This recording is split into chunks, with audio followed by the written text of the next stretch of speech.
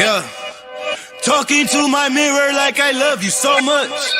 Curving on my critics like I heard you, so what? You can't kill my confidence, I think I'm the man. Tally all the I ever gave on my head. Lately I've been living like I can't take a loss. They ain't wanna help me, that's what made me a boss. You can't kill my confidence, I think I'm the man. We don't give a that's what they don't understand. Back again like flu season, I broke records while loose leafing. I'm coming down my roof, leaving, don't give a I don't care. Did the by my lonesome, no wonder now I'm on one. No shortcuts on that long run, all I really want is my share. Get him, I got him, I told him it's nothing. In the discussion, go them feelings, I throw all my pain on percussion. The disgusting, I hear them bragging about shit that they did.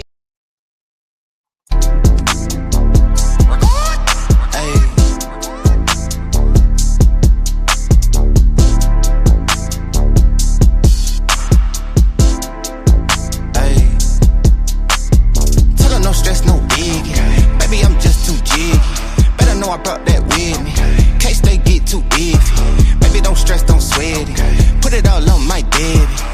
Know how I'm coming, and they know what we hate. Run around through that left side, low end. All of mine need more wins. If you got beef, don't come out. Cause my young hitter might go in. Uptown GN, working all through my weekend. Hoping these don't show out. Cause all of my hitters too deep in. With the boy, I'm so ashamed. Ain't worried about long as my money and my green. Baby, I ain't got work tomorrow, tell me what the business is. Ain't about no club hop, I'm trying to start some businesses. Shorty, you thought it was, they better know it's not that. Talking all that online, they knowing that it's not fact. Sliding through my hood, I make maneuvers like a Uber, baby. Got a 10-year plan, these can't tell what they doing lately. And I'm way too clean, I'm Listerine, I thought they been knew it.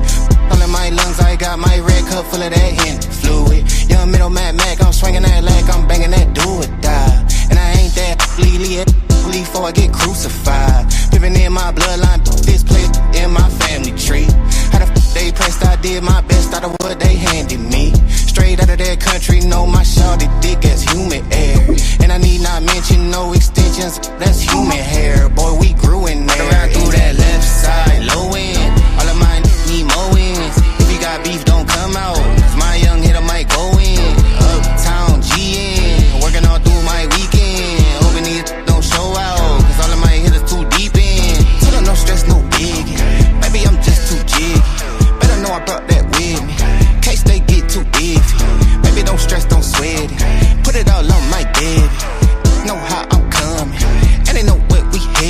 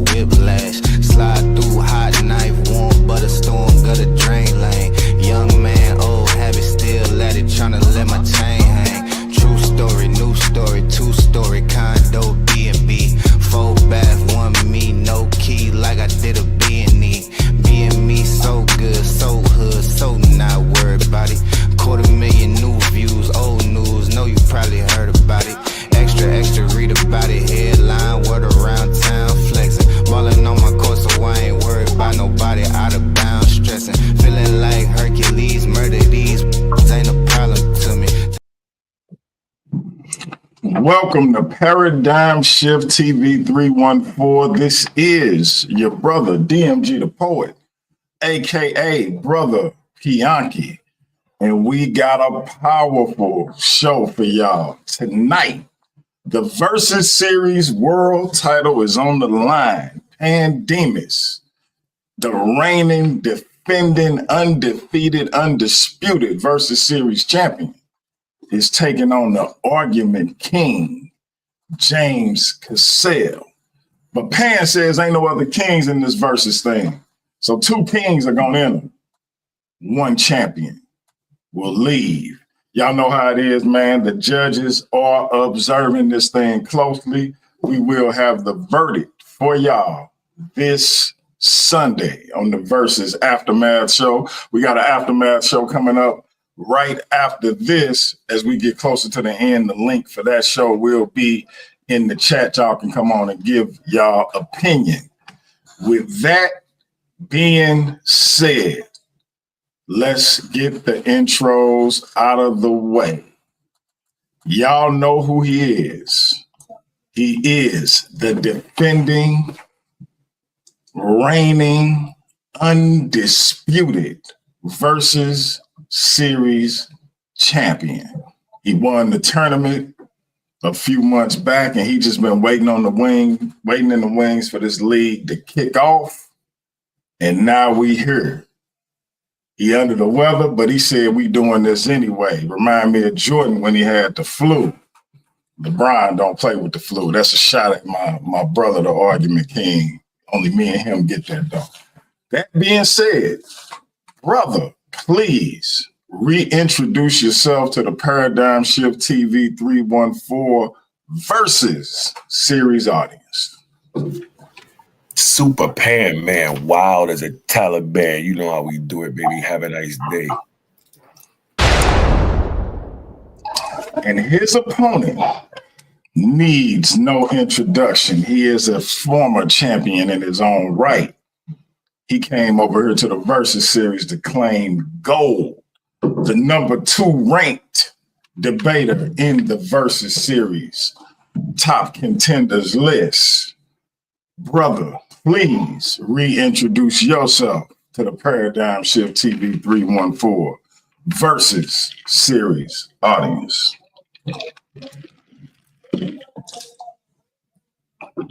Unmute your mic. My bad. I was talking. Can you see my screen? Because you know I'm gonna go right in after I do the little intro. I can't see your screen. All right, cool. Is there a God? Atheism versus theism. First, I want to give honor to, you know what I'm saying, that the God who created the universe, then to, you know, the esteemed panel DMG, Craig and Craig for bringing me on, and to the champ for giving me a shot at the belt. So I'm just gonna jump right into it. The principle of sufficient reason. Hold it, bro. Real quick. So I was just introducing y'all to the audience. I was just showing you that I did have your screen, but I'm just introducing y'all to the audience, and then y'all gonna get into y'all intros, if that makes sense. Oh, okay, my bad. I thought Yeah. was Brother, I know you anxious to throw them blows. I know you anxious to throw them blows, but let me get the timer set and get all my ducks in a row, so to speak. And I'm gonna let y'all do this thing correctly and officially. But y'all got a 3-minute opening. Everybody who acquainted with the Versus Series, y'all know what the rules is. 3-minute opening. We then have 2 10-minute rounds apiece for each individual.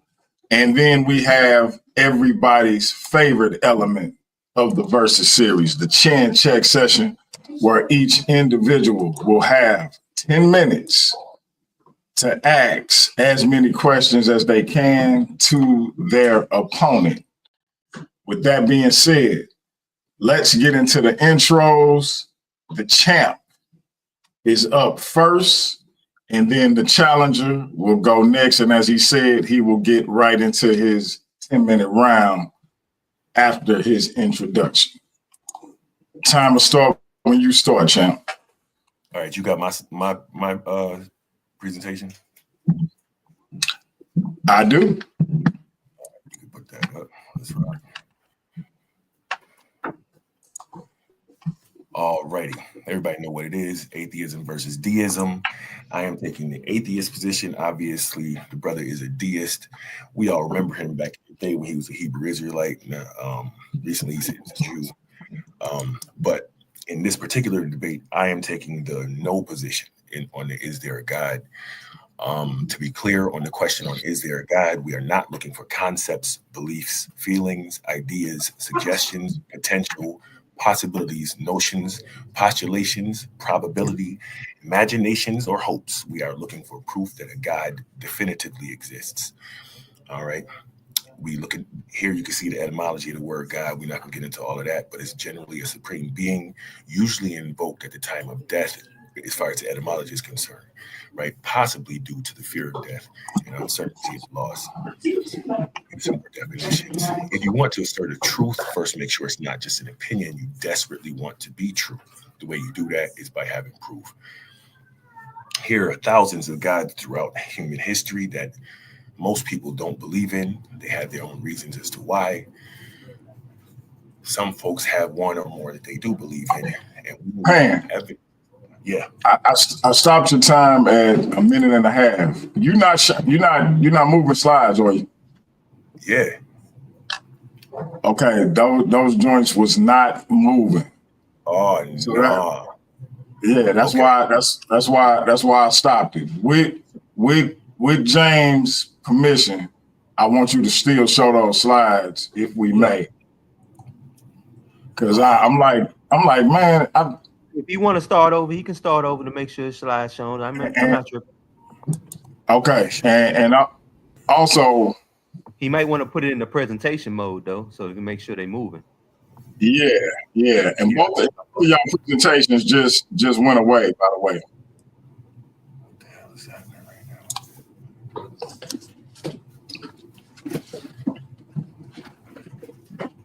Wait. Present. Give me 1 second here. Okay. Window. This. All right. What are you seeing that? Yep. All right. Can we Yeah, I can reset your time. Give me 1 second before you do that. I just want to make sure it's gonna move. Click where it says start the slideshow, huh? That's what I did though. I thought we was there. Are you seeing that moving or no? Nah, nothing is moving. That's crazy work. All right. One more. Okay, just move to is there a God, atheism versus deism. All right, y'all seeing it when it's like this, basically, right? Yeah. Now you know a similar thing happened to me on Sonetta channel. When I had it on slideshow, they couldn't see it moving, and then when I made it like this, they could. But we can see it when you click through like that, though. Okay, that's fine. All right, so I can sort of. I'm not gonna have to read this whole thing again. Like I said, we're not looking for nothing but evidence that God definitively exists. Here is for the viewers the etymology of God. I had the quote for Neil deGrasse Tyson, and here was where I was at. So thousands of gods throughout human history that people don't believe in for various reasons. You know what I'm saying? And the ones that they believe in, they generally have a reason why. And that's what we're looking for today. What is the reason that you believe in the thing that you believe in? And can you prove it definitively? Atheism is pretty simple. You tell me there's a God, I don't believe your claim. And if you want me to believe you, it's necessary for you to provide a good evidence that your God actually exists. Also, I don't necessarily have to prove that yours doesn't exist, but we're going to try and do that today. All right. Also, for the folks that ask me about Pan-African atheism, it's people around the world dying due to these religious beliefs that people have no proof of. All right. Specifically, my African people. That's the reason I speak out about this. And I'm going to continue to ask for proof, especially from religious fanatics that decide they want to kill or oppress or harass my people. All right, and here's the evidence of such. Also for the brother, he said he could prove a God. I have signed him up for 3 different skeptic organizations that are paying out up to $750,000 for the proof of this God. He said he could bring for us today. We'd be looking for it. The payee will be Paradigm Shift, so everybody will ball out. You know what I'm saying? So if he could do what he said he could do. Lastly, if someone told you that a God told them to kill their son, or someone told you that they saw somebody walk on water, or someone told you that they saw someone fly to the moon and hit it with a sword, or someone else told you that they saw someone else lift a hill on their pinky finger, would you believe them? The answer is no. The reason is because they didn't bring proof of that. And if you did happen to start to believe it, you still would ask for proof as evidence of these claims. That's what you do in your everyday life. If everlasting life or eternity is your goal, you would be more concerned about evidence and proof of the claim. 1 minute left. 1 minute left. Okay, boom. You know what? Now I'm gonna stop there. Go ahead. You can go ahead and run. All right, let me stop that. Yep. Reset it for James. All right. That was the champs opening. And we are going to go over to the Argument King for his opening, and he'll go right into his 10-minute presentation.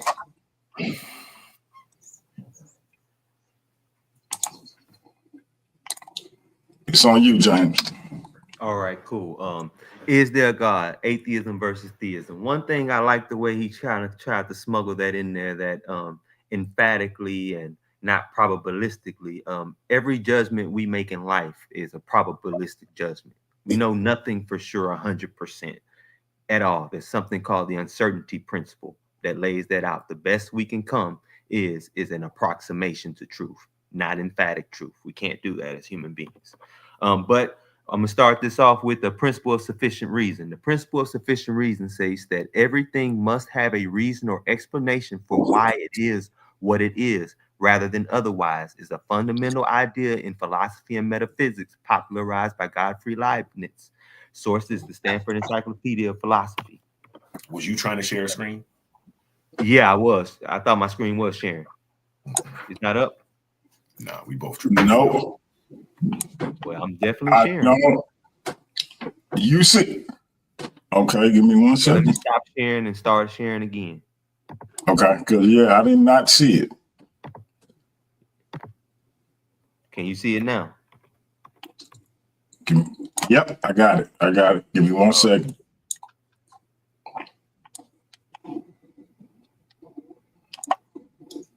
All right, I think you're good. All right, cool. Key forms. First form, for everything that exists must have a reason it exists in itself, making it necessary, or something else contingent. For events, every event must have a cause. For truths, every true statement must have a reason why it's true, like the brother said. This right here is Arthur Schopenhauer, the fourfold root of the principle of sufficient reason.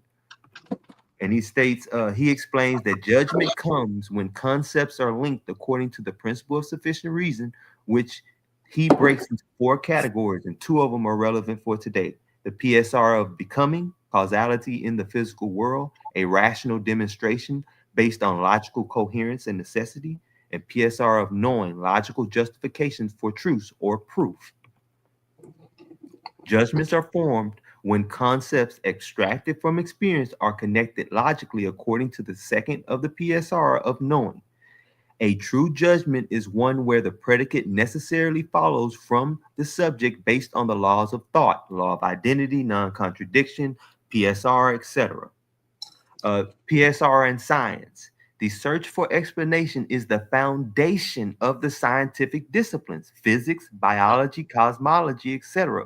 Without it, science collapses, as it assumes things do not just happen without a cause. Graham Oppy, who is an atheist philosopher, in his works on ontological arguments, says, it's at least a reasonable assumption that every contingent thing has an explanation, and this is what drives scientific inquiry. All right, the universe began to exist. What is the Big Bang Theory? The Big Bang Theory is an explanation of the early development of the universe according to the theory according to this theory, the universe expanded from an extremely small, extremely hot, extremely dense state. Since then, it has expanded and become less dense and cooler. The Big Bang is the best model used by astronomers to explain the coming into being of time, matter, and space. Sources: the evidence for the Big Bang, the University of Western Australia.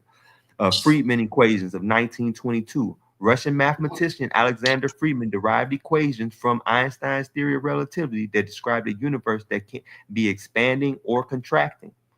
George Lemaitre, a Belgian priest and astronomer, proposed a primal atom theory in 1927, suggesting the universe originated from a single extremely dense point and cooled. Edwin Hubble's observations shown that the universe was expanding in the 1920s. George Gamow, a Soviet U.S. Nuclear physicist, along with Ralph Alper and Robert Herman, developed the modern day version of the Big Bang Theory in the 1940s. In 2003, Borde, Gunther, and Verlinken published a paper called Inflationary Spacetimes Are Incomplete in Past Directions. And recently, about 3 years ago, another paper came out confirming this again, showed that based on the evidence, the universe is most likely not past eternal. This is Alexander Verlinken, who worked on the Borde, Gunther, and Verlinken theorem I'm talking about. It is said that an argument is what convinces reasonable man, and a proof is what it takes to convince unreasonable man, like this brother who's demanding this. With the proof now in place, cosmologists can no longer hide behind the possibility of a past eternal universe. There is no escape. They have to face the problem of a cosmic beginning, many worlds in one. The logical principles being used here is the law of non-contradiction. The universe can't be eternal and have a beginning. The causal principle, whatever begins to exist has to have a cause. The cause must be necessary. Because the universe is contingent and to not violate Occam's razor and multiply beyond necessity, we must posit a necessary being with causal power in accordance with the PSR, principle of sufficient reason. But why can there not be an infinite regress of causes? This is exemplified in the principle of contingency and necessity. If something exists contingently, there must be a necessary being that explains it. This is a logical principle. In the book Necessary Existence by Joshua Rasmussen and Alexander Proust, on page 42 states, physical reality being contingent and variable cannot be the necessary foundation of existence. The impossibility of an infinite regress to kill out the argument that the universe is eternal. This is the infinite train example, right? Imagine a train with an infinite number of cars, and you are sitting in the last car and you're waiting to move, but you can't move until the one in front of you does, and so on and to infinitum, right? If that's the case, then guess what? The car never moves, right? So you have to have what is called a locomotive that's in front of it in order to move it. What this example does is it shows the absurdity of an infinite regress. Without a first mover or a locomotive / engine, nothing ever starts. This simple visual captures the dependency problem of an infinite regress. Every state depends on a prior state. If this goes on to infinitum, then right, you have no movement, you have no existence, you have no cause. Another, the Grim Reaper paradox by Alexander Proust, a philosopher and mathematician, co-director of graduate studies at Baylor University. He made this Grim Reaper paradox.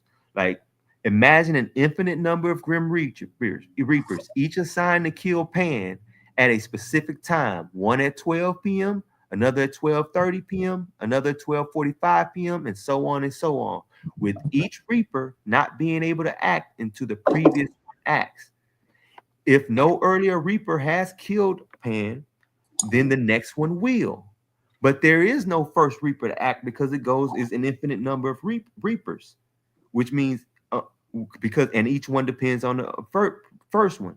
This leads to a contradiction because Pan got to be dead at 12, but no single first Reaper could have killed him. This paradox shows that why a sequence of causes cannot exist. There must be a first cause to avoid logical absurdity. In the book Infinity, Causality, and Paradox on page 154, 5 minutes. Thank you. Joshua Rasmussen states, if infinite regress of contingent things were possible, then there would be no first cause, meaning no cause at all. Logical principles used here: the principle of causal finitism, an actual infinite series of causes cannot exist. The law of conservation of being says that being cannot come from non-being, and since the universe came into existence, it must come from a pre-existence. Fine-tuning implies intelligence. The fundamental constants of physics, speed of light, gravitational constant, cosmological constant, etc., are precisely set to allow life. Even small changes to the constants like gravity or strong force will prevent stars, planets, and chemistry from forming. This goes beyond humans to complex chemistry itself. I'm gonna skip down to this part. If the ratios of protons to electrons are 1-to-1 is altered, and chemistry itself can fail to exist, which means there could be no life, no matter what universe. And this is from a fortunate universe, life in a finely tuned cosmos. There are three possible explanations for the fine tuning of the universe: physical necessity, chance, or design. As far as necessity is concerned, there is no reason why these constants have the values they do. They could have been otherwise, yet they are exquisitely balanced for life. This is Sean Carroll in his work. Common thresholds for impossibility, right? First threshold is 1 in 10 to the 50th power. This is Bohr's law that makes it practically impossible. The second threshold, the upper bound of impossibility, is based on multiplying the total elementary particles, the maximum possible interactions per second on the Planck scale, and the age of the universe in seconds, which gives you 10 to the 142nd power, which is rounded up to 10 to the 150th power, which makes the upper bound of the possibility that any event can happen in this universe, is lifetime. If the event is probable is less than that, it is effectively impossible. Then we have the threshold for absolute impossibility. For absolute impossibility, physics often uses 1 in 10 to the 500th power, which comes from considerations in string theory and vacuum decay models. String theorists estimate that the number of possible vacuum states in the universe, different ways the physical universe could have possibly been, is around 10 to the 500th power. This is from Susskind's work. If something is probability lower than 10 to the 500th power, then across all theoretical possible universes, even in the possible multiverse, it could never happen. This is deemed absolutely impossible in any physical reality whatsoever. According to the Nobel laureate physicist Sir Roger Penrose, he states that the probability of the universe being life permitting by chance, 2 minutes. Thank you, is 1 in 10 to the 10,123rd power, so far beyond absolute impossibility that it rules out chance altogether. This is from Fashion, Faith, and Fantasy in the New Physics of the Universe. The logical principles used here is the law of large numbers and probability theory. Highly improbable events require sufficient explanation if they occur. The principle of conditional probability: if an observation is highly conditioned on certain factors, those factors require an explanation. Inference to the best explanation. When faced with the competing models, the simplest and most comprehensive one should be chosen. Chance requires an impossibility of luck. Necessity, science rules that out. So the only thing left is design, which only requires the assumption of an intelligent cause to fine-tune the laws. Sir Roger Penrose states in the same book, to insist that our universe is just a lucky accident is to throw probability theory out the window, which again leaves the best explanation as design. The hard problem of consciousness. I'm not going to get through this, but I'll start on it. The hard problem of consciousness is a term coined by the philosopher David Chalmers to describe the difficulty of explaining why and how physical processes in the brain give rise to subjective experience, the what is like aspect of being conscious. Even if we fully understand the brain's mechanics, why do those processes create subjective experience? For example, why does seeing the color blue feel a certain way instead of just being a process of detecting wavelengths? Dualists like Dr. Chalmers and myself think consciousness is a separate fundamental aspect of reality. And this is from his works, The Conscious Mind. Atheists hold to materialism, especially those who demand scientific evidence only for concepts like God. That's time. That's time. That's time. That is time. And that was the Argument Kings first round.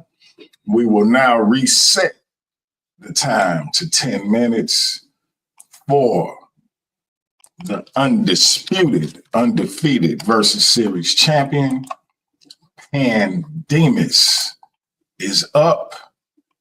And brother, the time will start when you start. Are you seeing my screen, bro? You seeing my screen? I am seeing your screen. All right, we can get it rocking. Okay, so the brother went with a lot of evangelical, fundamentalist evangelical people, right? William Lane Craig and the guys, you know what I mean? The Kalam cosmological argument, which is a Islamic move from back in the day. You know what I'm saying? It's a lot of discussion, you know what I'm saying? I was falling asleep a little bit. The problem we have with all of that is you can say that something was a cause of it, that something needed a cause. However, you have to demonstrate what that cause was. And that's where we still are at this moment. We have not demonstrated that a God was behind any of the things that you just got finished discussing. And so part of the reason we get to that, are you seeing that change right there? Did see it? Did it change? Pantheism, Spinoza. Excellent. So part of the reason why we are so philosophical all of a sudden that we're not really dealing with actual evidence is because we're trying to be like Spinoza and the guy that Einstein believed in, right? Which is this disembodied, separate causation to the universe, right? Pantheism was popularized from the deism that Spinoza espoused, right? And I thought it was hilarious when I saw pantheism, right? Because pantheism, right? That means you think Pan is the man, and I think that's awesome, right? So pantheism, the discussion that we've been listening to, the philosophical discussion, is just a euphemism for atheism. You really don't have an explanation or evidence for a God, so you're putting the word God in where universe should be. The evidence of Spinoza himself being an atheist is here. You can check this out at your leisure. And like I said, I found another definition for pantheist. You know what I'm saying? It's the fervent belief that Pan is the man. So the brother Victor Stenger, he did a response to all of those things that he actually just got finished mentioning, which is crazy. And Stenger concludes, you see here at the bottom, that beyond a reasonable doubt, the universe and life appear exactly as we might expect if there were no God, right? So through all of the things he just mentioned, you know what I mean? Something needing a cause, everything except for the eternal thing with the train. I can't think of it right now, right? But saying that it couldn't have been, the infinite regress, right? You have no evidence to say that is impossible. If it was happening, you don't know that a God was necessary for it to be an opposite way. Like, so that whole thing, like, that's what I'm saying. When you get caught up trying to be like those evangelicals, you just get caught rambling, right? So what are we talking about when we say exist? We talking about to be real, right? Shout out to Cheryl Lynn, right? To be or to be real, have being in a specified place with respect to understood limitations or conditions. If something exists, it is present in the world as a real thing, right? And it should be able to be observed and tested, right? So I'm representing the hypothesis that there is no God as H, zero, no existence. F represents falsification, right? All we need is one piece of undeniable evidence for a God, and the hypothesis will be proven false, right? So we're going to play a little game of where is Waldo Pandiego. First and foremost, this moral thing that he's talking about, morality, is ingrained in us, right? We know that infants need to be taught good and bad, right from wrong, right? Morality has been found to not be found in babies, right? There's a number of studies on that. But here we see the Fran-Reddy experiment, right? Disproving spontaneous generation, where the maggots formed on meat that was open. In a container that was closed off, they didn't form. In a container that was closed with shear cloth where the flies could smell it, the maggots formed on top. Why is that important? Well, in the Pan-Ready experiment, we disprove that human beings were born with religious beliefs, morals, or values, right? Because when people are raised in religious environments, we know they have them. But when people are shielded from those thought processes, they have no concept of these God beliefs that you guys are talking about. I saw somebody in the comments said, the hood never told you nothing about deism. So, like, where do these concepts come from if you don't sit there and start reading all these things, or if you were brought up in that environment? Like, then the evidence is of such, 63% of people raised in a two-family atheist environment grow up with no religious beliefs at all. And we know that morality is taught and learned, right? And here's the evidence of those things that I just mentioned. So now the Euthyphro dilemma is are things good because God said so? Or does God says it's good because it's good, right? And this is the whole ancient text, right? But he's not really dealing with that. You don't want to focus on nothing specific, and I get that. But this is just further evidence that, morality is not a universal thing that is ingrained in everybody, because everybody has different moralities. And here's evidence of it in the animal kingdom, as well as all around the world, continuously to this day, where cannibalism is practiced, right? The concept of evil by itself. Now, this is Brother Cassel's favorite source, so I had to stab a sword straight through the heart of it. You can skip all the way down to the bottom there, and it says, due to the concept of evil, there is reason to believe that an all-powerful, all-knowing, all-good creator does not exist. Boom. I mean, this is your source, not mine, bro. Right? So the human construct of the laws of nature about good and bad, right and wrong, right? Even Spinoza said, by good, I shall understand what we certainly know to be useful to us, right? He's talking survival of the fittest right there, right? And reason demands that everyone seek its own advantage. Earlier, the brother was talking about everything demands a reason, sufficient reason. And the reason for most things is survival of the fittest. Shout out to the squadron. You feel me? Right? So we also know that the laws of nature, laws of physics, have changed in the past and possibly will change in the future, right? Here's evidence of that. We're not about to read all that, unless you listen. Please don't miss it, though. Take a moment, right? And we know that the laws of nature, laws of physics, whatever, have changed so drastically that people were tried for heresy because of challenging it, and other people were hung. But that's another guy named Giordano Bruno. All right, so I could keep going. What's the time check, DMG? Time is 3 minutes. 3 minutes. Yeah, I'm gonna go ahead and stop there, bro.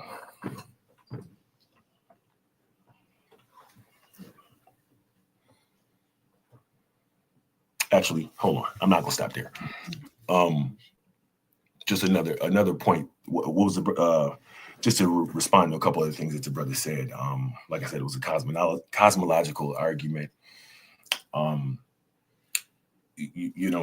lot of these things that the evangelical fundamentalist people go with, they still have yet to present a God to be at the cause and at the foundation of their system, right?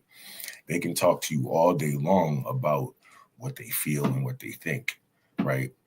And they can philosophize, like the brother, me and the brother Cassel got into it over the Oppie dude, right? And he wanted to tell me what Oppie thinks. As a matter of fact, let's go back to that real quick. How much time I got left, DMG? 2 seconds? I got at least a minute, right? So you got 2 minutes. 2 minutes. Perfect. So on the definition of atheism, this is where we really originally clashed, and we can go ahead and knock this out right now for Brother Wavy as well. You see here in pink, the brother likes to say in philosophy, however, and more specifically in philosophy of religion, atheism is standardly used to refer to the proposition that a God does not exist. But if we go down to the blue right here, of course, from the fact that atheism is standardly defined in philosophy as that God does not exist, it does not follow that it ought to be defined that way, right? And so we had to make sure we threw a dagger in his source on that publicly and in front of him, because he shows a clear misunderstanding of what atheism is. But I came here to show that he also wouldn't be able to prove his God either. on this, the anniversary of the day he jumped off the porch on me. So, you know what I'm saying? We're going to continue to play Where's Waldo Pandiego. Hopefully the brother 1 minute. show this guy that he came to prove to us. If not, we will be left with our hypothesis, or as our formula shows, with the hypothesis at 0 and the F never being fulfilled. And I'll end right there. Demus ends with 38 seconds 38 on special. the clock. And family, listen, this is what y'all can expect the entire night. These brothers both came with some powerful info. Do with it what you will. I always say the cream will rise to the top. And family, y'all see it at the bottom. $ DMG, the poet. That's DMGDAPOET. Hit that cash out. After this debate is finalized, not after the results come in, but after the debate is over tonight, Demus will receive $100 in his Cash App, PayPal, Zelle, whatever. Demus will receive $100. We got a little echo in my brother Pan. I muted you, Pan, so you're gonna have to unmute yourself when you start back. But he will receive $100 in his Cash App or whatever mode of payment he chooses. James Cassel will receive $50 into his Cash App or whatever mode of payment he chooses. Why? Because the Versus series believes in compensating people for their work. So you gather this information, you put it in a presentation, and you present it to the audience. You will be compensated. Standard debates to get ranked. Each participant will get $50. That's a $100 debate. And if you are the defending champion, meaning the social media champion or the world champion, you will receive $100. Your opponent will receive $50. I'm trying to decide if I want to up that to maybe 70, but for right now it's 50. That being said, family, hit the Cash App, support the platform. That will contribute to the earnings of the debaters. Ain't nobody doing it like the Versus series. Come get paid for your work. We are in the second round, which means the argument king, the usurper, is back up. Unmute your mic, brother. If you're sharing your screen, let me know so we can get it up. Can you see it? Let's see. I do see it. And we're going to reset the time for 10 minutes. Time will start when you start. Okay, I'll address all these straw mans he created in the first round a little bit later. But right here, I'm going to jump back into it. Why is this a problem for the atheists? Atheists hold to materialism, like the brother was trying to say now. It has to be proven within the material world, especially those who demand scientific evidence only for concepts like God. They reduce the truth to the physical world or material world. However, the hard problem of consciousness suggests subjective experience cannot be fully reduced to brain activity. This creates 4 issues: subjective versus objective and science. Science explains things objectively in the third person terms, but consciousness is a first person subjective experience. Why does brain activity produce what it feels like to be you? Scientific theory cannot explain this gap, and it's not for lack of data that it can't explain the gap. It's just it's no matter how much data we get, we won't be able to. That's the conclusion. We can map the correlations between brain activity and experiences, but that does not explain why those experiences arises. For example, we know certain neurons fire when we see the color red, but why does the red have a specific feeling? The irreducibility of qualia, of personal experience. Even if we fully understand the mechanics of the brain, we still do not know why it produces subjective experience instead of functioning rather than simply functioning like a computer. If consciousness were just computations, why do we feel anything at all? If consciousness cannot be reduced to physical processes, then materialism is incomplete explanation, opening the door to non-physical explanations of reality. The logical principles being used here, the law of identity. If two things are truly identical, they must have all the same properties. Brain states and conscious experiences do not share the same properties. Brain states are physical, measurable, and spatially located, like the parameters he was using to say, I need to prove a God. But conscious experience is subjective, non-spatial, and qualitative. Since they have different properties, they cannot be identical. Phenomenal properties are distinct from physical properties, and this cannot be fully explained in physical terms. David Chalmers, The Conscious Mind. Principle of non-reductionism. If concept X cannot be explained in terms of concept Y, then X and Y are not reducible to one another. Science explains neural correlations of consciousness as in the brain patterns, but does not explain how electrical signals in the brain produce subjective experience.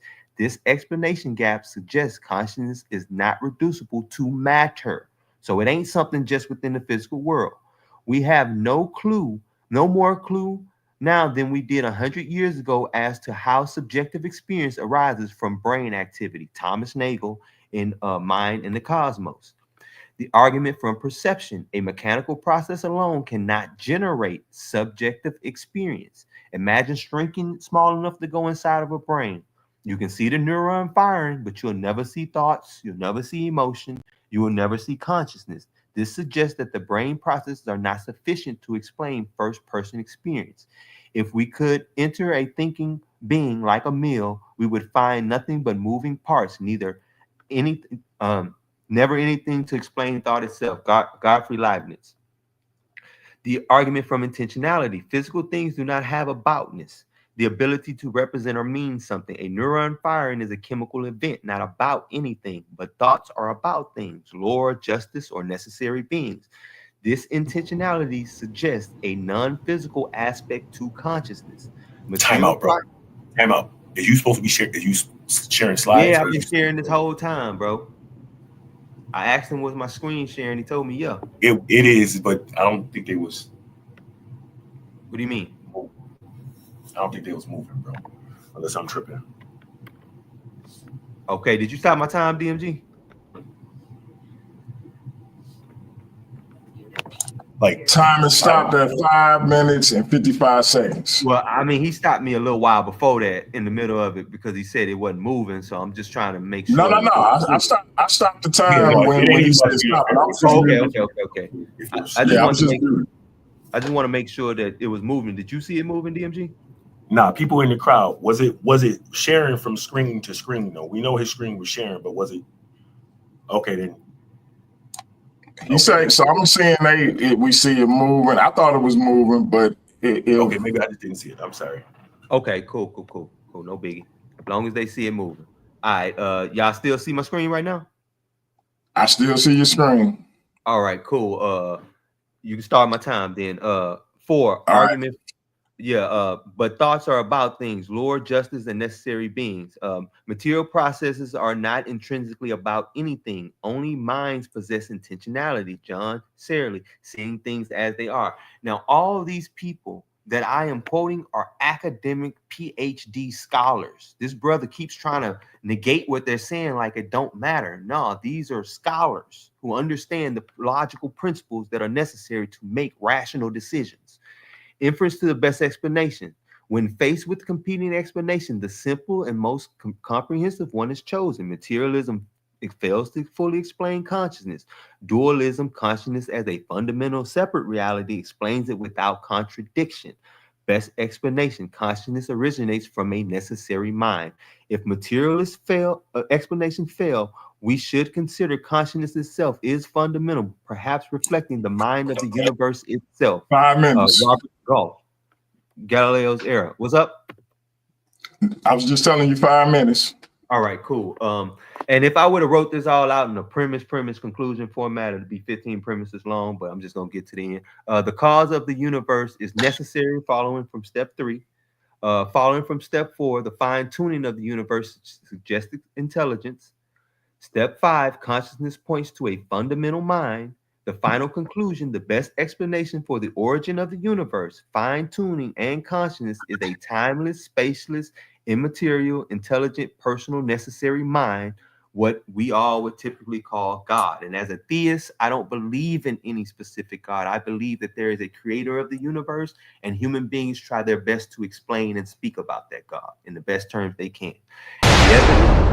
And the evidence says that a being like what we call God does exist, because being not come from non-being. If the universe is contingent, it must come from a real reality. You can't change that because it don't meet your specific parameters, when logic and reasoning goes beyond just the scientific method. All right, so at a minimum, the theistic God exists. As far as rebuttals, this dude whole first round was a straw man. I can't believe he's straw man. I didn't say nothing about no morality. I didn't talk about 90% of the stuff that he brought up in his presentation whatsoever. I didn't bring it up. He's straw man. You're supposed to argue against my premises, argue against my steps. Hey, this is the principle of sufficient reason. We shouldn't listen to it.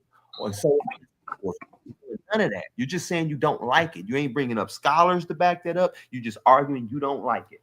I never mentioned, as far as Spinoza, number one, Spinoza is not a pantheist. He is a substance monolith. Anybody who actually studies philosophy and gets down into the minutia will know that he thinks that thought itself and the universe, the material world, are the same thing. That's called substance monolism, not pantheism.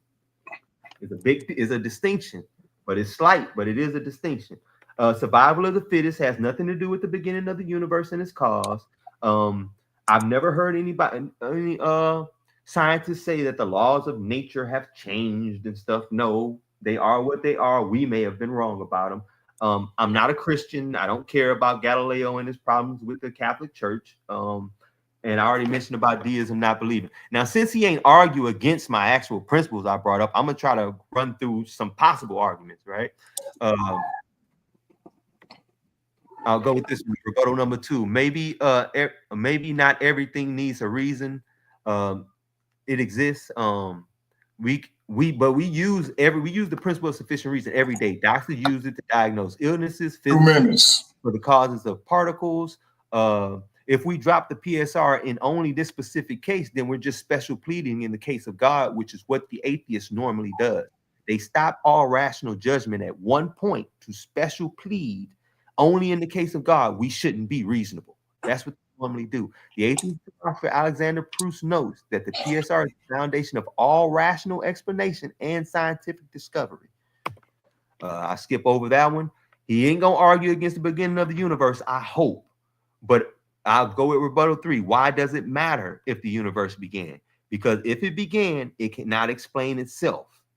It needs a cause. Just like a fire must have a spark, a beginning needs a reason. And just because it's not within, it has to be outside of the universe to cause the universe. So I don't know why he's trying to use inside of the universe parameters to judge something that has to be outside of the universe as a necessary being, because it created time, matter, and space. The cause must be necessary. He said, I've shown nothing that refute that. I gave the Grim Reaper paradox, and I showed the argument for motion, that no motion can begin without a first cause. No action can begin with a first cause. And the atheist philosopher J.L. Mackie admits that an infinite regress of causes is an absurdity. In his book where he's arguing against religion, he does admit that that is an absurdity. It's like saying that a bunch of dominoes are going to fall, but nobody ever knocks the first one over. It can't happen without the first cause. Let's see. Couldn't it be a physical cause of it? Sometimes they argue. Then that thing itself, since it's physical, is also contingent, which would also need which we would have to come to a necessary being. That is time. Finish your thought. All right, with that, I'll just say, man, the best explanation for all this is what we call God, and the brother needs to stop throwing straw man and actually argue against my argument. And that is the Argument Kings second round. That means It is time for the undisputed, undefeated, undeterred versus series world champion to give us his second round. And depending on the second round in the chin check session, will he stay the undeterred champion? I think our brother James got something to say about that. Demus. Are you sharing your screen? Yeah, can you see it? All right, we got it up. Let me reset the clock. Time will start when you start, my brother.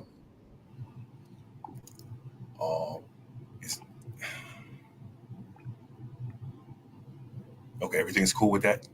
Just check. Just want to make sure that's... Yeah, you good. We see your screen. Okay, boom. All right, so yes, my brother, we do, when we talk about existence, when we use the word exist, this is the definition that we're using. Just real quick, I talked about Galileo and the laws of nature and physics, because what we knew as the law of physics at one time was changed by his theories, right? That wasn't about Christianity. And here are other scholars, right? And what was he saying? Scholars that know what they're talking about, right? That's everything I showed you had a source on it. So chill out with that. All right. Now, let's deal with what he didn't do, right? He did not, absolutely without question, did not show us a God at all, right? He tried to go through a couple different explanations that he saw online. He's seen a couple, debates where these cats won probably on some college campuses. But the reality of it is, going through all of that conversation, you still have not proven that the causation for any of the things that you say is the cause, you still have not proven that a God did it. And when you do that, you still have to prove which God did it. And you have to prove how you know that, because you're saying your God is separate from reality. So how did it communicate to you that it did this? Come on, bro. You got too many holes in you and too many gaps in your argument. Boom. So where's Waldo Pandiego? We start off with the teleological argument, right? The watchmaker argument. It must be so beautiful. Look at everything, right? But the problem is you have not demonstrated that a thing has created these things. So you can talk around it and name all the white folks you want to. But the reality of it is you have not demonstrated that anything caused anything, right? Like I said earlier, Stenger lets you know that everything in the universe and life is as we would expect it if there was no God. As a matter of fact, the entire intelligent design argument was ruled on in a court of law. And it was ruled that it is not a science. It was thrown out, and it has not been able to be brought back to court yet, because they don't have evidence to prove that an intelligent designer designed anything. When y'all do that, go ahead and win that case. Show it to me, and we'll bring it out here. Until then, it's been proven to not be science. So hold on to that. As far as the origins of the universe, you know what I'm saying? You keep calling it the Big Bang because that's what you keep hearing people talk about, right? But that's not the actual name of it. I'm not going to get into all of that right now, but it's talking about the expansion of source material, right? The fact that you have no idea, and you admitted it a little while ago, that what the source material is, where it came from, or how long it's been there. You admitted earlier you have no clue was the word that you used, right? Once you have no clue, you don't get to put a God right there, right? You don't get to do that. Not at all. As a matter of fact, you have no reason to do that except for you've seen something online, right? And as far as did the universe have a beginning, the best they can tell you is probably yes. They have no idea still. It could still be an infinite regress, which would completely demolish your entire argument because you have no basis for that. It's just a... Yes. I paused your time at 6:55. Is there any way you can make your screen bigger? If y'all can see it in the audience, give me a 1. I just want to make sure everybody can see your information. I mean, if the words on that is important, it's really not necessarily that important. I can let the judges see that. It's a study that says, did the universe have a beginning? I can't make it any much bigger, I don't think. Okay, I thought it might be something in the PowerPoint where you can kind of like a magnifying glass where you can kind of zoom here. I can try and zoom in on. Yeah, like a Zoom or something like that. All right, so on the replay, at least Cass can see that, right? Yeah. Now you made it a lot bigger. Try to make it smaller now. Go back up a little bit. Oh no, I was just trying to get. Yeah, okay, I see what's happening. Okay, you can see it. Okay, gotcha. Okay, so time will start at 6:55 when you start back. Excellent. Let's do it. All right. Now, as far as can a universe start without this magical creator? Yes, there was an experiment that was done called the Miller-Urey experiment that did talk about abiogenesis. It did simulate the early conditions of the Earth's atmosphere and came out exactly the way you expect. So they say God is also inside us. He tried to go with that whole thing. You can't see a consciousness in a projecting screen, right? The ancients used to think God was in the heart. The soul was in the heart until we cut that joint open. He wasn't in there. You know what I mean? They used to think God was in the mind, right? He just got finished talking about God is the mind. You can't see certain things, except for you can see certain places light up when you know certain things is happening. They used to think that a seizure back in the day was a god or a spirit or a demon possessing you until we figured out it was just a seizure, right? Can an MRI see God? They definitely tried, and they came up short again, right? Neurotheology is the basis of that whole thing, and that came up empty again and again. So we do know that thoughts and consciousness is electrochemical reactions, right? And once we realize that, you know what I'm saying, there is a study into that, but they have not been conclusive as far as everything he just said. Yeah, they have no idea what the consciousness, what makes things conscious, right? And all that other business, right? But the reality of it is, just because you don't know what caused it, you don't get to put a God there, right? We get a chance to see what's actually happening with the neural pathways, right? We know what's going on inside here. It's electrochemical reactions. We just saw that, right? Boom. Survival of the fittest. Even the neurons trying to make connections are about surviving. That's why I brought up survival of the fittest, because that's why we're here. That's the meaning of life, is to survive, to make sure the future generations survive. That's the whole point of everything. And the further we go down subatomic particles, we still don't find no God down there. You know what I'm saying? We found germ theory disease. We used to think that was a spirit. It's not that, though. Went down in the oceans, Poseidon, Olokun. They're not down there. It's just water. They used to think God was in the clouds until we figured out the meteorology, right? And not in the plants. It's not in the broccoli. The Fibonacci sequence, the golden ratio, right? All overplayed because so many places you don't find it, right? They used to think he was in the mountains till we climbed up there, the volcanoes till we dug down there, right? They used to think he was on the moon. Okay. Everywhere we go, we find that it's not there, except for this extra dimension. And we realize that we can't travel there. So how do you even know about that? Anything that could possibly be there. So we're left with our hypothesis. We don't need a God for morality, the laws of nature, or philosophy, right? We didn't need it for the formation of the universe. We didn't find him in the hearts of men, the minds of men, in a microscopic subatomic level. We didn't find him in the sea, air, plants, the Fibonacci sequence, in the mountains, caves, and nowhere else. So we are left with the only hypotheses we can have, is that there is no God in existence.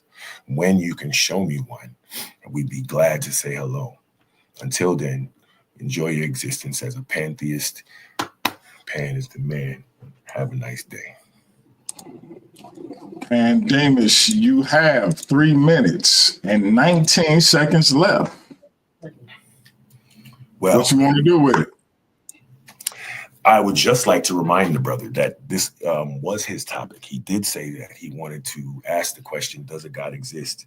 He did say that he was going to be able to prove what it does. And here we are. We still at a point now at the end where I knew we would be, where we still asking the question, where is this God that he said he could prove? I did an honest search. You saw me go through every place we can go through. We went through philosophy. We went through morality. We went through electronics. You feel me? And despite what he says, you know what I'm saying, I had academics on my side. There was sources on every slide. Please go back and check, right? So the issue now becomes, like I said, I signed him up for the contest, you know. If he can come on now and let me know at which point in this debate he showed us a God, we could clip that prior to the debate and send that to the people and win this money. You feel me? Until then, he really admitted that he wasn't going to be able to do it. He said his conclusion was what he expects to see is like what we call a God. Even that sentence alone, I mean, that was the sentence that he typed on his own slide. Like what we call a God exists, and that's not what we're looking for. We're looking for a God, and since we haven't found it, I mean, we had sufficient reason. He said everything needed a sufficient reason. The reason was your ass was in a debate. You should have brought that God with you. Word. But yeah, no, we can shut it down. All right. That being said, Pan seems to always leave time on the clock. He still had a minute, 30 seconds. I want to shout out everybody in the chat, including our social media champion, the first lady of Paradigm Shift, the good doctor, Too Sweet. She will be defending that title soon. But in the meantime, in between time, on the 18th of this month, that's another Friday, Dr. Too Sweet will be taking on the Sister Neftali. And for those who are unfamiliar with her, she is an Israelite sister who has a lot of information to disseminate. The good doctor will be taking her on. The subject is evolution versus creation. We're going to get started on that thing. But first, we have to finish this thing. Shout out, I'm saying Cosmon Cal TV in the building. Shout out to that brother and everybody else in the chat. Right now, this is everybody's favorite section. This is what I call the chin check section. Some of y'all call it the Q&A. Some of y'all call it the best part of the Versus series engagements. This is where each one of these individuals will have a 10-minute time frame to ask their opponent as many questions as they possibly can. With that being said, James went first during the round session of the contest, which means Pan will go first during this session. Pan, you have 10 minutes to ask the argument king as many questions as you can. If it stalls, you can stop your time up to 3 times, and I will get involved if I must. But in the meantime, it is on the two of you to settle this thing in this Q&A. Pan, time to start when you start asking questions. Excellent. James, do you feel like you proved your God today? As a deist, yes, I gave logical explanation that concludes, based on the rules of logic, that yes, a deist God exists at minimum. Okay, well, what you really said was like what we call a God exists. Ask a question. Don't tell me what I said. Next question, please. Well, that's what you said, but it's okay. It's not a problem. At which point do you think that you proved this? I proved it is an accumulative argument in which each step piles upon it. When I showed that the universe has to be, well, I showed the principle of the PSR shows that we have to have a sufficient reason for the universe. The universe being contingent, it must have a necessary cause. Okay, no, I did see that. Did you see though? Okay, but did you see though the experiment that I showed that countered that? That can show that there is no experiment within the natural world that can show anything outside of the natural world. So, there's no scientific experiment that can do that. You're making that up. That's not what I asked you. So I said, did you see the experiment that I showed that showed that the things could come to existence exactly the way we expected them? Did you see that? Regardless of whether it came into the way as we would expect. Let me answer the question. You got to let me answer. Yes, regardless of whether it came into existence that way or not, that doesn't change the fact that it was still fine-tuned for life, and that fine tune Sir for life. Roger Penrose, who is a Nobel laureate, James. clearly fine said that it for was life to would mean such that. an impossible So when we degree. talk about all the things that for are chance. in the universe that are aimed to kill us, right? Like disease and the cosmic waves and the temperatures and things like that. Which part is fine-tuned? There's no place in the universe you can drop butt naked and survive. Which part is fine-tuned? Okay, fine-tuned. I mean, I guess you don't understand what the fine-tuned Penrose, the dude she was talking about, that was Penrose. Don't he wear glasses? Gonna let me answer the question or not? I am. I'm just looking at the time. The dude, the Penrose, didn't he have glasses? No. But anyway, to answer the question, what was your? Can you ask what your question was instead of something stupid like glasses? Well, no, my question is specifically about glasses, because if things were fine-tuned, wouldn't the eyeball not have to worry about having glasses? The fine-tuning argument does not mean that everything in life is perfect. It means that it's so life could exist, that the cosmological constants are tuned to such a narrow degree that makes chemistry even possible for there even to be a cells, molecules, or atoms or anything. Right, but that whole fine-tuning idea has been thoroughly debunked. I just showed you the court case without. It's not debunked. So what we're going to talk about? Hold on. Fine-tuning is thoroughly debunked. What are you talking about, sir? There is no cosmologist worth their salt that thinks that it is debunked. Even Sean Carroll, who's a full-on atheist, does not argue it's debunked. Okay, James, listen to me. Give me the salt. All right, I'll ask you the question for that source. This is the issue that we're having right here. Right, and I'm gonna tell you my own personal issue. You're supposed to be asking questions. I don't care about personal issues. Questions. I am looking for the God that you are talking about, and I don't see it. How exactly can you explain that? Well, because you suspend logic and reasoning, that's not my fault. I gave the principle of sufficient reason, which makes it you have to give necessary cause. You have to give a necessary cause to contingent things. You let me answer the question. Stop interrupting me and let me answer the question. I heard your answer. You said you gave the necessary cause. I heard that. So therefore, that cause has to be outside of time, matter, and space. So what makes you think that? What makes you think that? Because it necessarily follows from the fact that I'm about to say it. You got to let me answer. Don't interrupt me. Time, matter, and space had a beginning at the Big Bang. So whatever caused it cannot be within time, matter, and space. Those are measurements that we put into place. So you don't know what happened before that. You already admitted that you have no idea what happened. I never said I had no idea. Not you one said time. No clue, as a matter of fact. You said no clue. When? I typed it in chat. I never said that one time. Remember? Please remember how hard you just said when. Because I'm. Well, that's fine. Just clip it up when this debate's over with and show it to the world. But I didn't say I had no clue. I never said. Trust me, you did. Anyways, so the principle of sufficient reason of knowing is why I know. That's why I laid that out at the beginning. That's give you a sufficient reason to assume. That gives you a sufficient reason to assume. I mean, what logically follows ain't based on what Pan likes. What logically follows is just like 2 + 2 = 4. You're not answering a question. Logically follows is true. You're not answering a question right now. Then ask one and stop making statements. Okay, right. So what do you think atheism is?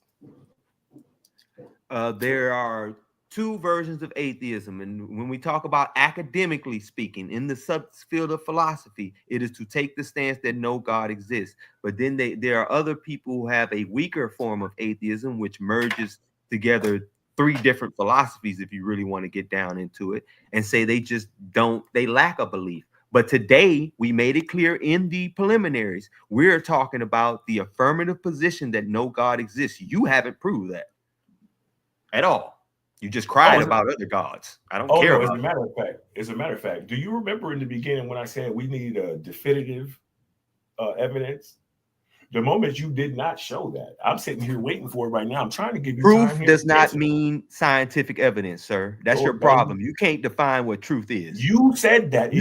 I never once said that scientific evidence is the only way to get proof. That's the dumbest thing in the world. I can't wait to go back. You said proof. The word proof was in your thing. Matter of fact, I wish I could. I did use the word proof, but it was logical proof. Necessary. Are you saying there's no such thing as logical proof? So what was your logical proof for a God? I showed it based on the principle of sufficient reason.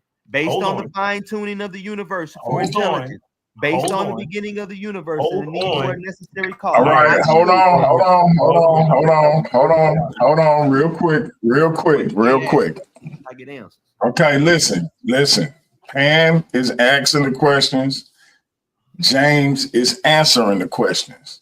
Let's remember that as we continue. Time will start when y'all start back up. All right. So the question was, what does a God look like? That's where I want to move to now.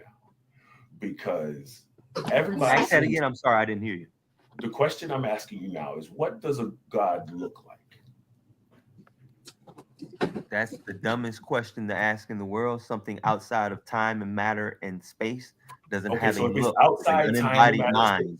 It's an unembodied mind. Okay, if it's outside time, matter, and space, and it's an unembodied mind, how are you able to know about it?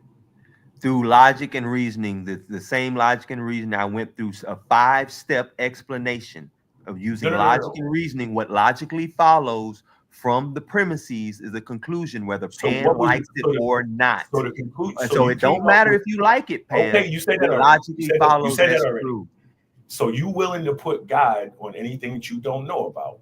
And no, I never said that one time. I never said everything that you don't know about so far. You put a God on. When did I use that argument? That because I don't know about something, therefore it must be God. I never said that's that. That's literally what you just said. I said based on the rules of logic and reasoning. Based on the rules of logic and reasoning, it logically follows.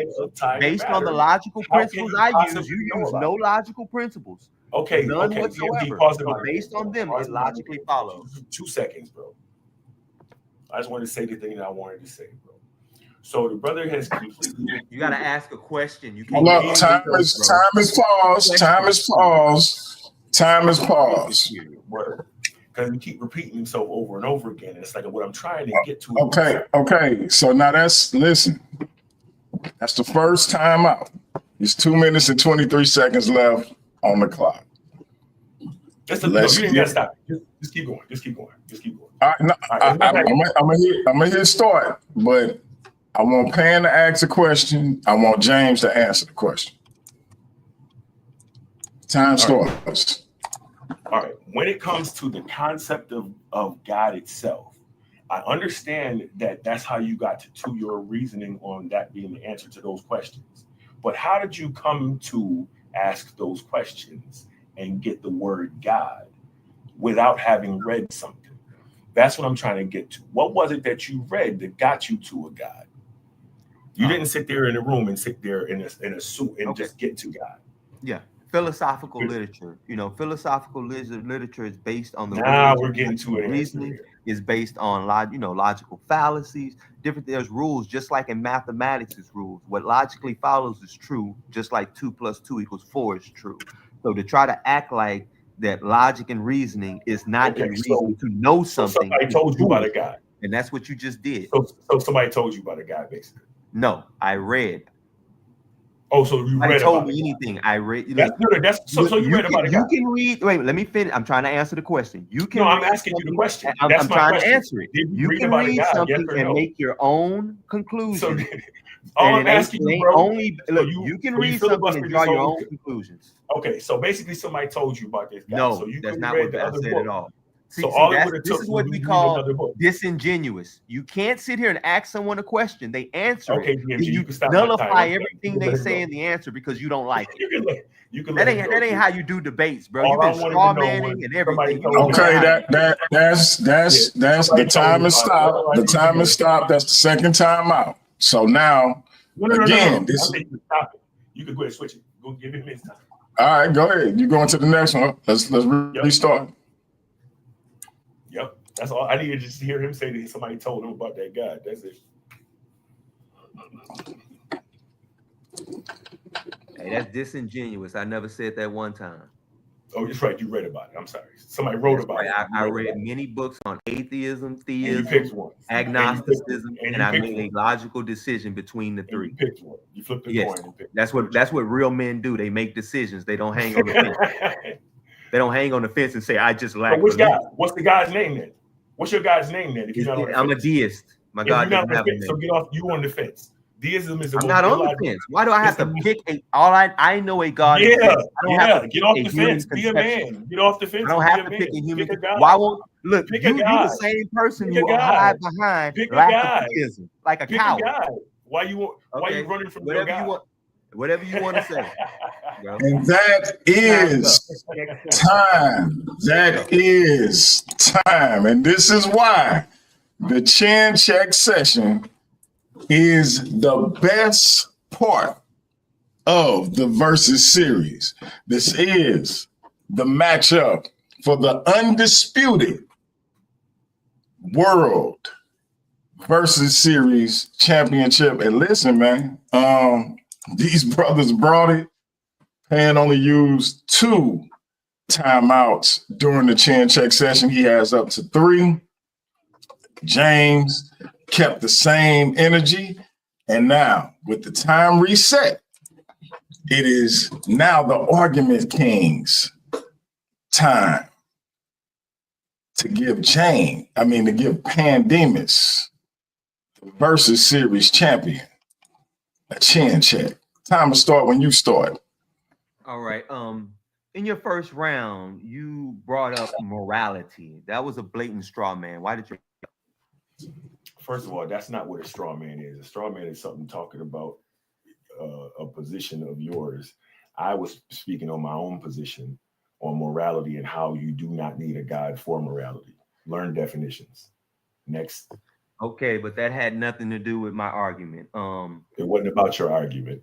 It was about how does survival? Excuse me, you're supposed to be responding to my arguments, which you didn't do at all. I do what I want. How does survival of the fittest have to do with the beginning of the universe? What does that have to do with the beginning of the universe? Because that's what I was arguing about. Everything from the beginning of the universe, survival of the fittest, until now, had to survive. That's a ridiculous question. Next. Survival has to deal with living things. The universe, were there living things at the Big Bang event? Were there living things at that moment? No idea. You have no idea. Oh, I'm asking you the question. Is a yes or no question? You have no idea. Can you answer the question? Yes or no? Who knows? Okay, he's not answering the question, judges.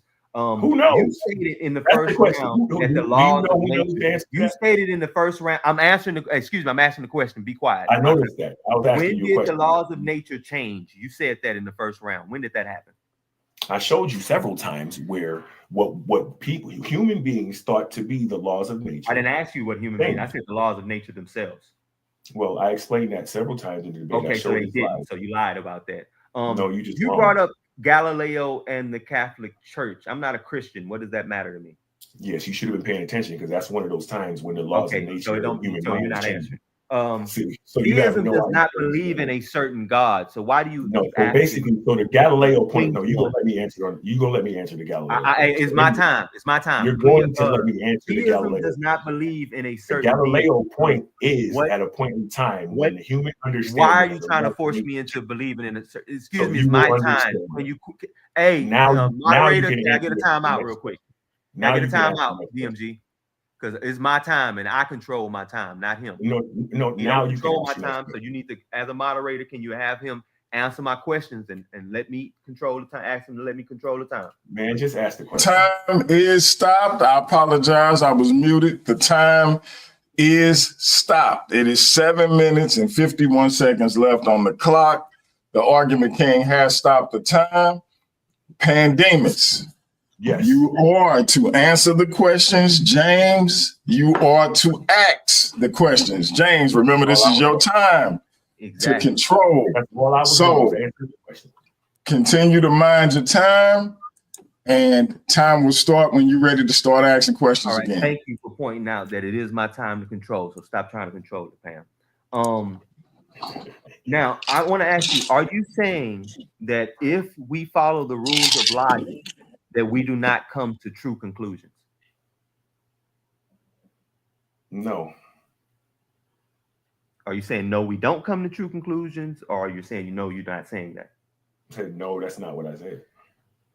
Okay, so based on the rules and principles of logic that I used in my argument, which one do you disagree with? Because all of them logically come to the conclusion, so you have to disagree with a step in the argument. Which one do you disagree with, and based on what scientific data? I disagree with your logical explanation. I disagree with the premise. I disagree with several points in there where you force the words must and necessary. No. I have 5 steps, brother. I'm asking you about the 5 steps. All of the steps And in those parts where you said must and necessary, trying to force that shit in there like it was necessary and it wasn't, and the times where you said perhaps impossible. Okay, so you disagree with necessary existence? You disagree that something has to exist? No, that's not what I said at all. That's not what I said at all. So I'm asking. Okay, step one. All right, hold up. It's my time, Pan. So I'm gonna take it back, and I'm taking my time. Step one is let me go through each step with you because you seem to not understand the steps. Right. Let's go. Okay, I'm just gonna do the last three steps because they're the most important. The cause of the universe has to be necessary. Do you disagree with that? And if so, based on what logical principle? You don't have any evidence that the universe is necessary. Okay, so you don't have a logical principle, but you just agreed a moment ago that that logic and reason does lead the truth. So you don't have any logical principles, and I did. All right, my step four. My time. Step 4 is the fine-tuning of the universe suggests intelligence.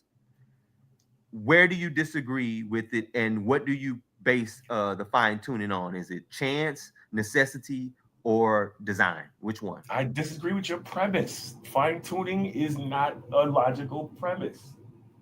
Period. Okay, so the Nobel laureate, Sir Roger Penrose, is wrong about fine-tuning, but we're supposed to believe you.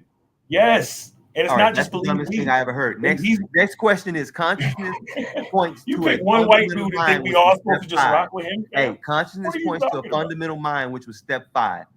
No, it doesn't. What evidence do you have that shows that dualism is not true?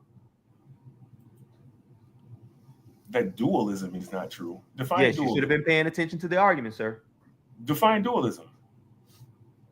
Dualism is the stance that that consciousness is a fundamental part of reality, separate from the material world. You have no evidence to prove that to be true. Why would you assume that? I showed anybody assume that? I showed a whole my step 5 was a whole line of logical reasoning based on scientific data that showed. No, all you did was read off. Yes, I did. My last question is, what is your sufficient reason for the universe existence? What is your Nobody said the universe has to have a sufficient reason. So you disagree with the principle of sufficient. All right, fine. Why do you disagree with the principle of sufficient reason? Because you don't have evidence that the universe needs a sufficient reason. How many times you need me to say it? The principle of sufficient reason undergirds science itself. For you to say that the principle of sufficient reason is to be special pleaded against in this one instance is a logical fallacy of special pleading. No, I understand you got that quote line from somewhere, but that's not what I'm doing, sir. What I'm saying to you literally just said that. So now my next question is not what I said at all. What do you believe caused the universe? What? Or will you stop reasoning at the point where no scientific evidence exists? I just showed in my presentation that you don't have no evidence that the universe began. Okay. That was part of my presentation. All right. My next question is a logical argument proof? No. Is it a logical proof? Yes or no? No, it's a logical argument. Okay, so judges, we want to keep this on note. The brother does not know what a logical proof is. A logical proof not what you is said. something you said that logically follows from the premise. I just asked you and you said no. That's not the words that you use, but we can rewind. Go ahead, continue. Okay, if the premises are true and the conclusion logically follows, is the conclusion true? If the premises are true and the conclusion logically follows? Yes. Besides God, give me an example. Okay. 1 + 1 = 2. Even though this is math, it's the exact same principle. One thing and another thing equals two things, if you want me to put it in word form. Is that true? That's the same thing. I will agree with that.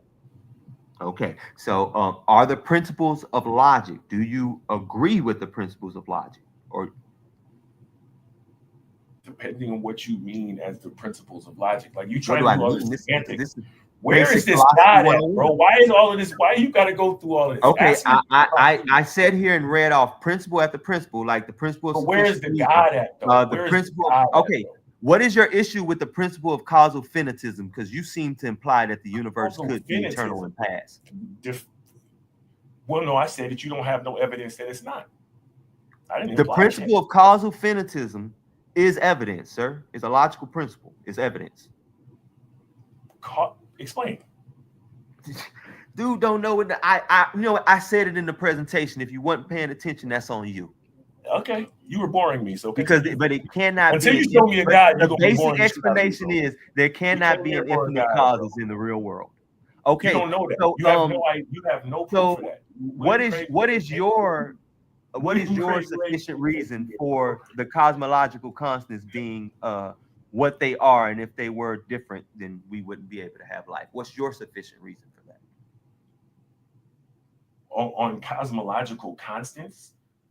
Yes, the like what you're claiming isn't true, as in the fine-tuning argument, like that the cosmological constants have to be so narrowly degreed to what they are, that the ratio of protons to electrons has to be exactly 1-to-1, or else chemistry can't form. These things are precise measurements backed by scientific data that you keep acting like don't exist.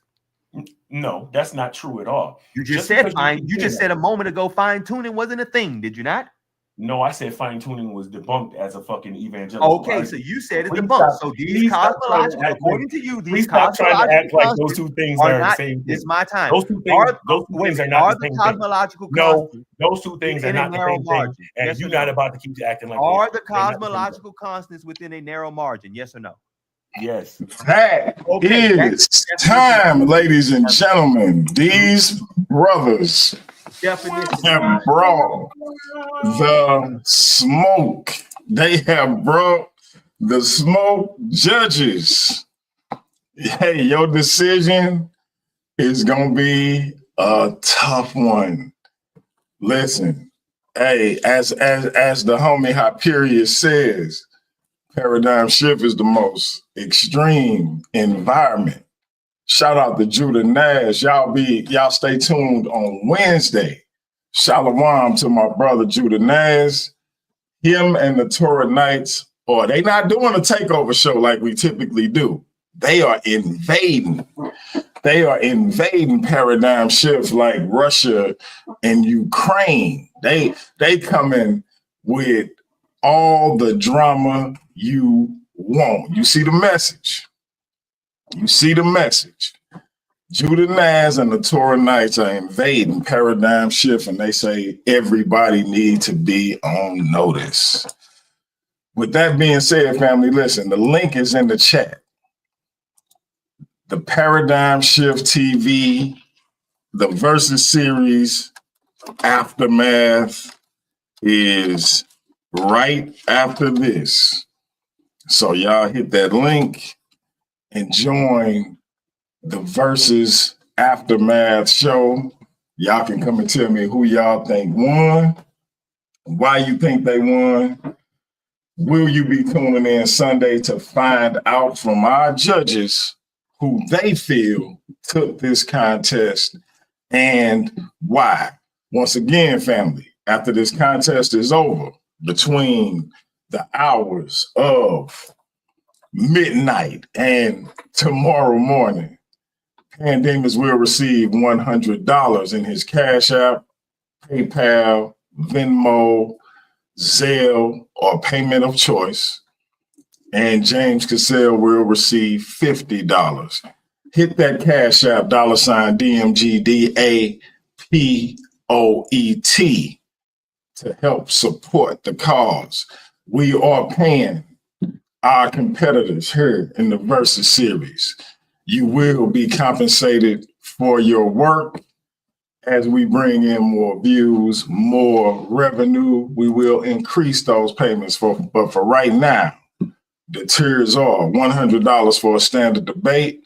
The debaters will split that $100, each taking home $50. In the title matches, the champion will receive $100. The challenger will receive $50. So that's $150 debate.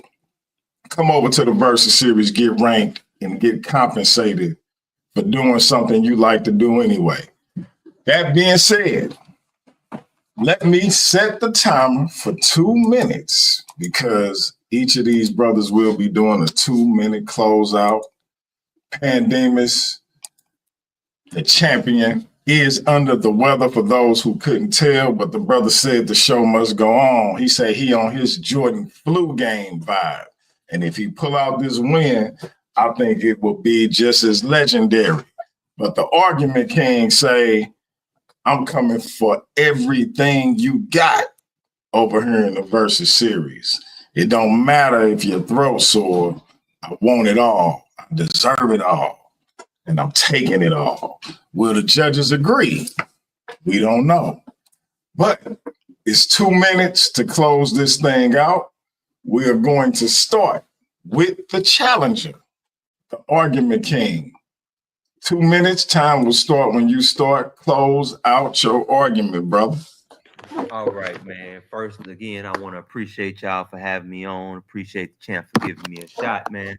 And I just want to say that the judges really need to take notice to how in that first round, that man was talking about things I never even brought up whatsoever.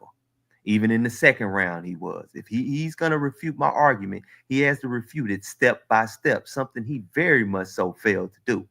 And at the end of the day, if you look at the last slide I presented, it said at minimum, a deistic God exists, brother. At minimum, that's what my last slide said. Remember that and keep that in mind, because what I showed based on the rules of logic and reasoning, academic logical principles, academic scientific studies that backed up my premises, and the conclusions logically follow whether Pan likes them or not, that a being, a necessary being, must be the cause of the universe, that fine-tuning, which Pan admitted was true at the end, that the cosmological constants and all that were within a narrow margin, that does, in my opinion, and in the opinion of many scholars, show that there should be what we call a God. And I say what we call a God because I think that we cannot properly conceptualize it. That don't mean the being don't exist. And again, my argument showed it 5 steps, each step showing the principle of sufficient reason, showing that it must be a reason for the universe, which this brother went out and said, no, he don't know. So he violated the principle of sufficient reason. Then I showed the universe began to exist and it's contingent. So that therefore, according to the rules of logic, there must be a necessary being which caused that universe to exist. Again, fine-tuning showed intelligence. Hard problem of consciousness shown that it is a necessary mind. And all that comes to what we call God. That is time. Finish your thought. Oh, no, I was finishing my thought right up with the time. I'm done. That'll work. The brother timed that out perfectly. That is the argument king. And again, he say he coming for it all. He is the deism in atheism versus deism. And now we turn it over to the undefeated, undisputed, distinguished Versus series world champion, Demus. You got 2 minutes, brother. Time will start when you start. Super Pan Man, wild as a Taliban, back at it again. Listen, first of all, as far as him talking about me refuting his arguments, remember, he wanted me to come and disprove a God, right? So I had to come and bring my own arguments. It wasn't just about me refuting what he was saying. Start off with that. Also, as far as all of this, it takes a God mind to create the universe. I also showed you the court case that disproved the fact that intelligent design, meaning this mind that created everything, they threw that shit right out and they won't teach it because it's not science and it's not scientific. So for all the psychobabble you just got finished going with, you know what I'm saying? That shit is court case thrown out. You feel me? And then I also showed how the one brother refuted all of those other creationist arguments and said that the result of his hypothesis and his experiment was that the universe and life is exactly as it would be We expected it to be if it would be no God. And until you can show us one, we don't have one for us to refute. You've shown nothing. All you did was show creationist arguments that we've seen on loop on YouTube. You know what I'm saying? From William Lane Craig, and I can't think of all the names of them because I debunked them all in my first debate. And I was really trying not to have this debate because we did this already before. But like I said, I presented multiple places that we tried to where believers tried to find God and failed, not just me. You know what I'm saying? We went through the whole process, not just 4 little logical arguments. I went through places where believers tried to find God and failed. You understand me? I made sure where the believers took it to court and tried and failed.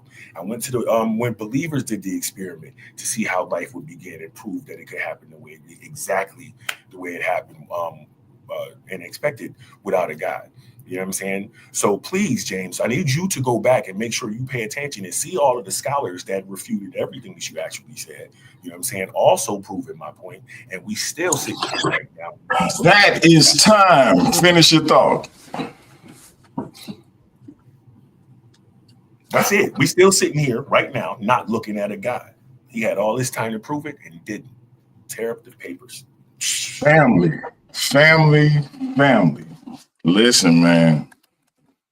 These brothers came with the smoke. Pan was under the weather. James came with some powerful information. Pan countered. This was one of the best contests I think we put on. We got off to a shaky start. I take full responsibility for that, but I thought this was a powerful contest. Pan first title defense. Will it be his last?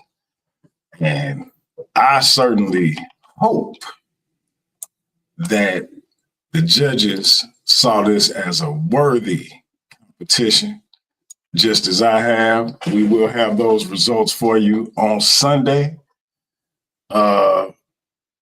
Any last statements, very briefly, from either of you before we cut to the Aftermath show? I put the link in the chat. I'm going to drop it one more time. And y'all join me over there. Y'all can jump in there. Tell me who y'all thought took it. James, your opponent was under the weather, man. How did you think he fared in this competition, given that he was a little under the weather this time? Well, I don't think he did too bad, but seeing as I was the affirmative, I really wanted him to deal with those arguments I was put forth instead of trying to sidestep them and act like something is refuted, then at the end admitting that they are tuned within narrow margins. That's all. Gotcha. Demus. He was under the weather, brother, but you said this is going to be your Jordan flu moment. What did you think of your opponent and their strategy, and how it all panned out for you? Me and his brother had a contentious beginning. I figured that it was going to be an actual good debate. It was. To that one point about the fine-tuning thing, I hope that's not what you laying your hopes on, because that still didn't prove your point, even if I conceded that at the very beginning. But have a nice day. Hey, and I echo the bar reloaded sentiments. It was a good debate. That being said, hey, family, I'm going to hit y'all with this one more time, and then I'm going to leave y'all with Neo Love. Y'all come back in about 8 minutes for the Versus Series Aftermath show. We're going to talk about it. The Aftermath show is like our post show, but we're going to talk about who y'all thought won. I'm going to stay with y'all for about 30 to 40 minutes. Let y'all get it in, get y'all opinions on who y'all thought took this thing, why y'all thought they took it, etc. We're going to preview some upcoming debates because April is off the chain. So one more time, man. Here we go.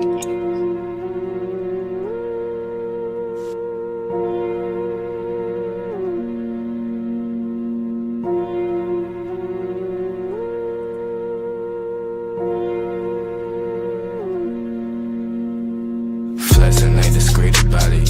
Extra real.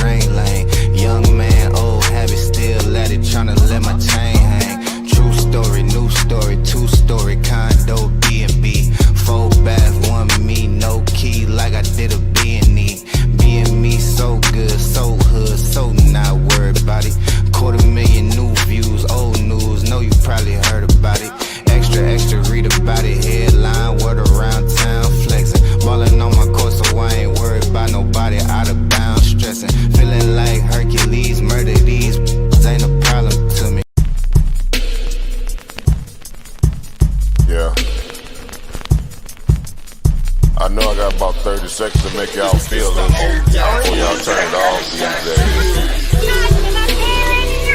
That I might not even release this. But I be doing this shit for me, help me get through. I feel like I give until I can't, but most don't recognize it till I ain't. Blood on them covers, she hoping paint. Sorry mama, but it ain't. This world took a toll on me, and everyone that say they love me always seem to fall on me. The same one that call me great, treat me like I ain't shit. I read between the lines, it's written all over your eyes. I see the disappointment in the eyes of the ones who want me dead, but I ain't never been scared, I tried to get there. Sometimes I wonder if I survived or did I die on that ride to that hospital. Demons all around me, I am not mental. This game of life, it is not simple. Last time I was happy, I was popping pills.